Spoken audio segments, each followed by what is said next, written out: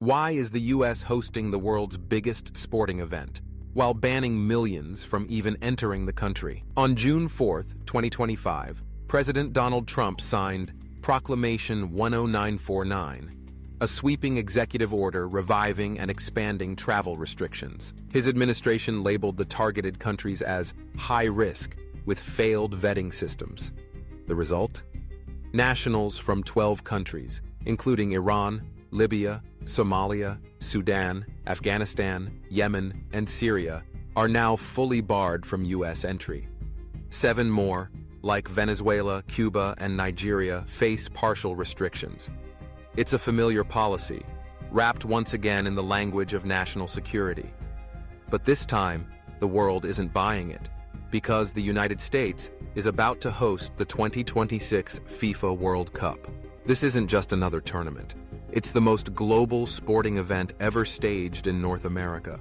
But now, entire fan bases, support crews, journalists, and even national football associations are being cut off. Locked out, not by choice, but by U.S. immigration policy. Yes, the proclamation exempts players, coaches, and team officials. But that's only a sliver of the thousands it takes to bring a tournament of this scale to life. Fans, families, event workers, independent media, all of them fall under the ban. This isn't speculation. These terms are confirmed by the Department of Homeland Security. They became active on June 9, 2025. And even before the new rules kicked in, the visa process for much of the world was already broken. According to the U.S. State Department, wait times for a visitor visa in places like Iran, Egypt, Nigeria, and Kenya regularly exceed 300 days. In many cases, it's nearly a full year. So even if fans apply now, they're unlikely to get in before the World Cup kicks off. Players and FIFA officials can use special visa channels, but fans?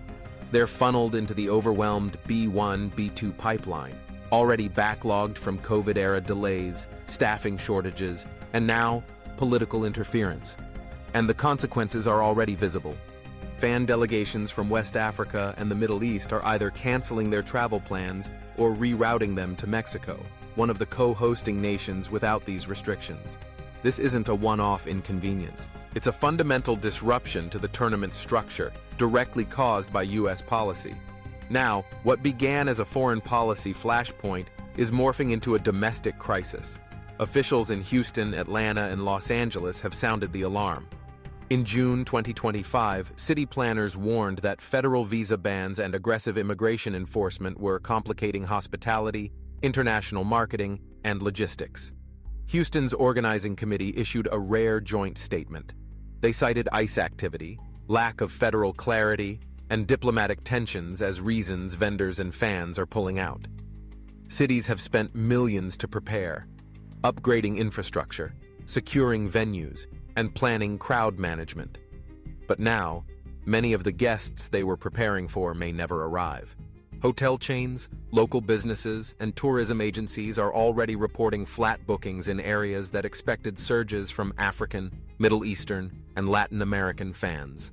And unlike athlete visas, there's no centralized system protecting international fan attendance.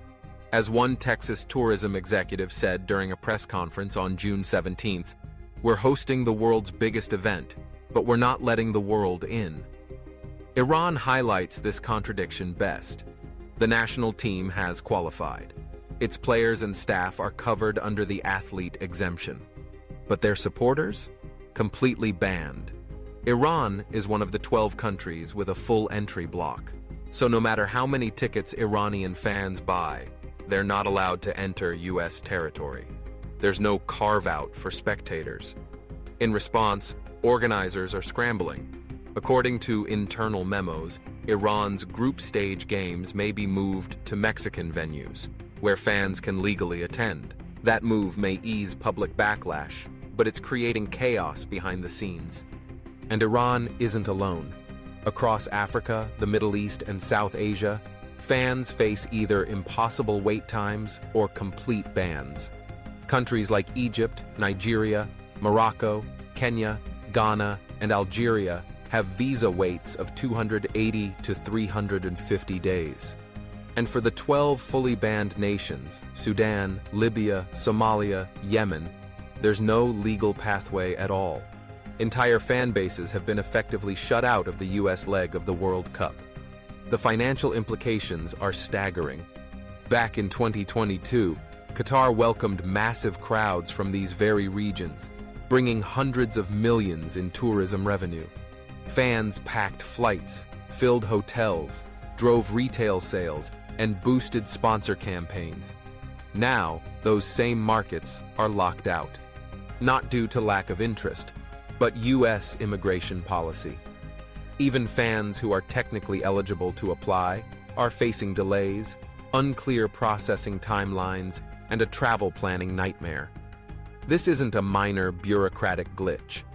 This is a geo-economic crisis for a tournament built on global turnout.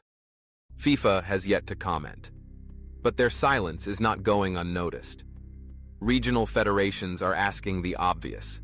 How can this be billed as the most inclusive World Cup in history when entire countries are banned? Leaked documents from FIFA consultants, reported by Swiss media, show rising concern inside the organization.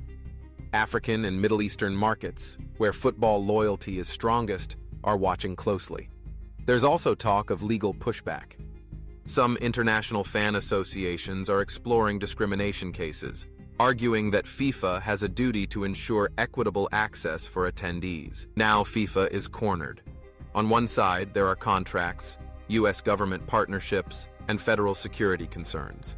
On the other, millions of loyal fans watching from afar, excluded from the stadiums they helped energize. This was meant to be America's moment to reintroduce itself to the world. A soft power comeback from the travel downturn caused by COVID. According to the US Travel Association, the 2026 World Cup was projected to bring over 5 million international visitors. Many were expected from Africa, Asia, Latin America, and the Middle East. Now, many of them are blocked by bans, delays, and visa bottlenecks. Hotel chains in major cities like Houston, Atlanta, and New York have revised their forecasts downward. Airlines are adjusting their routes, and hospitality firms that had reserved capacity for the World Cup are now dealing with cancellations. This isn't hypothetical. It's unfolding in real time, and the losses are measurable. No major sponsor has officially withdrawn, but behind closed doors, brands are getting nervous. Companies like Coca-Cola, Adidas, Visa, and Qatar Airways rely on customers in the very regions now being shut out. Their dilemma? How to maintain visibility in a tournament that their core markets can't attend. One European beverage sponsor reportedly said during a strategy call on June 21st, "We don't want to be the face of a divided World Cup."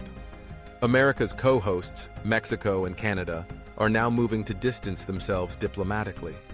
In June, Mexico's foreign ministry reassured fans no additional entry restrictions would be imposed, regardless of nationality. Canada followed up with its own statement, affirming that entry remains fully open for all participating nations. They didn't criticize the US directly, but the contrast was intentional.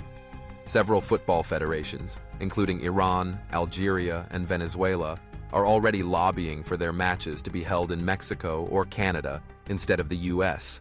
What was meant to be a united North American World Cup is now showing deep fractures. Rights organizations have entered the fray. Amnesty International, Human Rights Watch, and the ACLU all condemned the ban the moment it took effect. Their concern isn't just about sport, it's about precedent. When an international host country enforces policies that bar entire nationalities, it signals a shift. Global access is no longer guaranteed. It's subject to political winds. Online, the backlash is fierce and growing. On social media platforms like X, TikTok, and YouTube, fans from the global south are fueling viral campaigns with hashtags like #BoycottUSA 2026, #NotWelcome, and #WorldCupForAll. Alternative viewing events are being planned in cities outside the US. Some fan groups are even calling for the knockout stages to be moved, or at least for no team from a banned nation to play on American soil. One clip from a Nigerian fan group captured the sentiment, We were planning a once-in-a-lifetime trip. Now we're locked out, not because we can't afford it, but because we weren't born in the right country. This is no longer just a political story.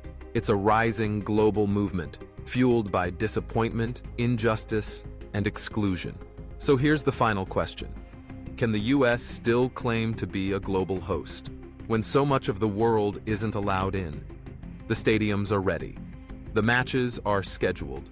But the core spirit of the World Cup, access for all, is under threat. Fans are sidelined. Sponsors are uneasy. Legal fights are brewing. And FIFA is being forced to answer, is this truly a global tournament or a fractured one shaped by exclusion? Because in the end, this isn't just about football. It's about the message the United States is sending, and the world is watching. With that said, thanks for watching, and until next time.